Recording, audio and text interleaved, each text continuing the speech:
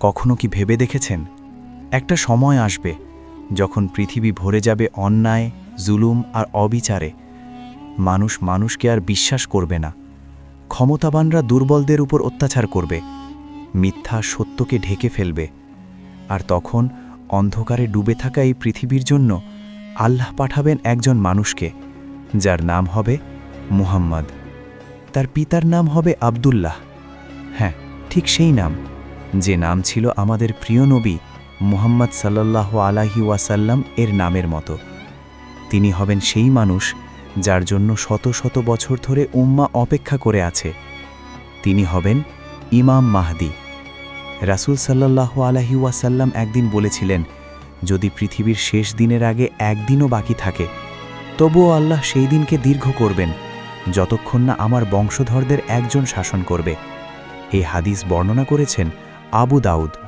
অর্থাৎ ইমাম মাহদীর আগমন শুধু একটি গল্প নয়, এটা রাসূল সাল্লাল্লাহু আলাইহি ওয়াসাল্লামের ভবিষ্যৎবাণী।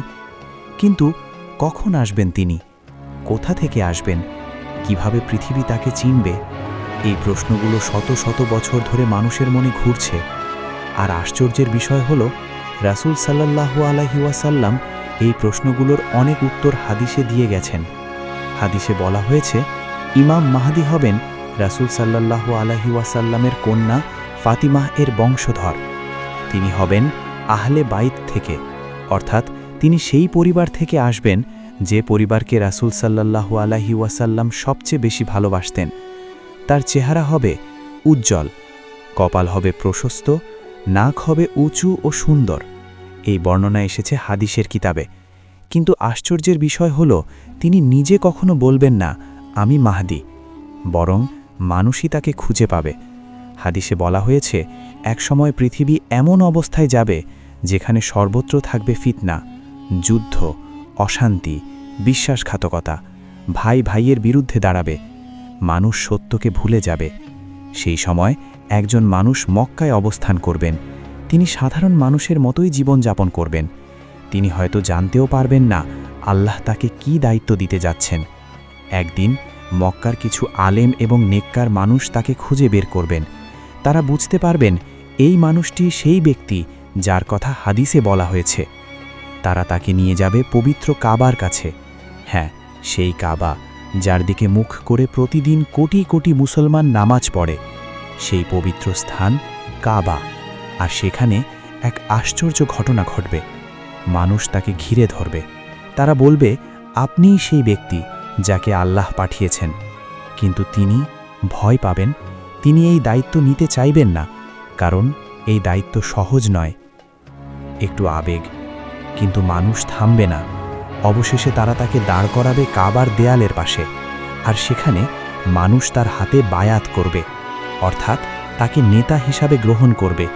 এই ঘটনা ঘটবে কাবার দুই পবিত্র স্থানের মাঝে, ব্ল্যাকস্টোন এবং মাকাম ইব্রাহিম এর মাঝখানে। সেই মুহূর্ত থেকে পৃথিবীর ইতিহাস এক নতুন দিকে মোড় নেবে, কারণ এটাই হবে ইমাম মাহদীর যুগের শুরু। কিন্তু সবাই এই ঘটনা মেনে নেবে না। বিশ্বের অনেক শক্তিশালী শাসক এই খবর শুনে আতঙ্কিত হয়ে পড়ল, কারণ তারা বুঝতে পারছিল এই মানুষ যদি সত্যিই সফল হয়, তাহলে পৃথিবীর রাজনীতি সম্পূর্ণ বদলে যাবে। আর তখনই শুরু হলো বিশ্বব্যাপী অস্থিরতা। কিছু অঞ্চলে যুদ্ধ শুরু হলো, কিছু জায়গায় বিদ্রোহ, কিছু জায়গায় ষড়যন্ত্র। কিন্তু আশ্চর্যের বিষয় হলো, প্রতিটি কঠিন মুহূর্তে আল্লাহ সাহায্য করছিলেন ইমাম মাহদীকে। ধীরে ধীরে তার নেতৃত্বে মুসলিম উম্মাহ শক্তিশালী হতে লাগল। হাদিসে বর্ণিত আছে, এই সময় মুসলমানদের একটি বড় যুদ্ধ হবে, এক ভয়ঙ্কর যুদ্ধ, যাকে বলা হয় মালহামা আল কুবরা, অর্থাৎ মহাযুদ্ধ। এই যুদ্ধের আগে মুসলমানরা একসময় রোমানদের সাথে চুক্তি করবে, কিন্তু সেই চুক্তি ভেঙে যাবে। আর তখনই শুরু হবে এক বিশাল যুদ্ধ। এই যুদ্ধ হবে বর্তমান সিরিয়ার অঞ্চলে, বিশেষ করে এক জায়গায় যার নাম দাবিক। হাদিসে বলা হয়েছে, এই যুদ্ধে মুসলমানদের এক বড় অংশ শহীদ হবে, কিন্তু যারা বেঁচে থাকবে তারা ইতিহাসের সবচেয়ে বড় বিজয় অর্জন করবে। এই বিজয়ের পর মুসলমানরা প্রবেশ করবে এক মহান শহরে, যে শহর শত শত বছর ধরে ইসলামের স্বপ্ন ছিল। সেই শহর হল কনস্ট্যান্টিনোপল। কিন্তু আশ্চর্যের বিষয় হল, এই শহর জয় হবে সাধারণ যুদ্ধ দিয়ে নয়। হাদিসে বলা হয়েছে, মুসলমানরা যখন আল্লাহু আকবার ধ্বনি দেবে তখনই শহরের দেয়াল ধসে পড়বে। আর ঠিক তখনই পৃথিবীতে শুরু হবে আরও ভয়ঙ্কর একটি ঘটনা। মানুষের মাঝে ছড়িয়ে পড়বে এক ভয়ঙ্কর খবর। কেউ একজন বলবে, দাজ্জাল বের হয়ে গেছে। এই খবর শুনে মানুষের হৃদয় কেঁপে উঠবে, কারণ দাজ্জাল হবে পৃথিবীর ইতিহাসের সবচেয়ে বড় ফিতনা। তারপর পৃথিবীর বিভিন্ন জায়গায় বিশৃঙ্খলা শুরু হবে, মানুষ বিভ্রান্ত হয়ে পড়বে। ঠিক সেই সময় মুসলমানরা একত্র হবে সিরিয়ার রাজধানীতে, সেই শহর দামেস্ক। সেখানে দাঁড়িয়ে ইমাম মাহদী মুসলমানদের নেতৃত্ব দিচ্ছেন। ফজরের নামাজের সময় মুসলমানরা সারিবদ্ধ হয়ে দাঁড়িয়েছে। ইমাম মাহদী ইমামতি করার জন্য সামনে এগিয়ে যাচ্ছেন। ঠিক তখনই আকাশে দেখা যাবে এক অলৌকিক দৃশ্য। একজন মানুষ আকাশ থেকে নেমে আসছেন, তার দুই হাত দুই ফেরেশতার ডানায় রাখা। তিনি ধীরে ধীরে নেমে আসছেন মসজিদের পাশে। তিনি আর কেউ নন, তিনি হলেন ঈসা আলাইহিসসালাম। হাদিসে বলা হয়েছে, তিনি অবতরণ করবেন উমাইয়াদ মসজিদের পূর্ব মিনারের পাশে। ইমাম মাহদী তখন পিছিয়ে যাবেন। তিনি বলবেন, আপনি ইমামতি করুন। কিন্তু ঈসা আলাইহিসসালাম বলবেন, না, তোমরাই একে অপরের নেতা। তারপর ইমাম মাহদী ইমামতি করবেন, আর ঈসা আলাইহিসসালাম মুসলমানদের সাথে নামাজ পড়বেন। এই দৃশ্য হবে ইতিহাসের সবচেয়ে আশ্চর্য মুহূর্ত। তারপর শুরু হবে দাজ্জালের বিরুদ্ধে শেষ যুদ্ধ।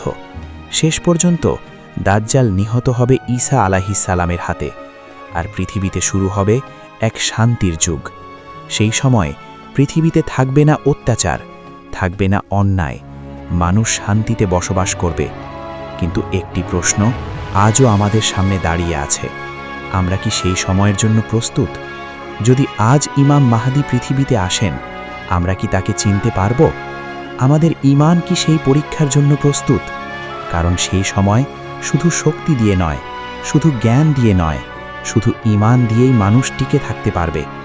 হয়তো কোনো এক ভোরে, কোনো এক শান্ত সকালে পৃথিবী জানতে পারবে ইতিহাসের সবচেয়ে প্রতীক্ষিত মানুষটি এসে গেছেন, ইমাম মাহদী পৃথিবীতে এসে গেছেন।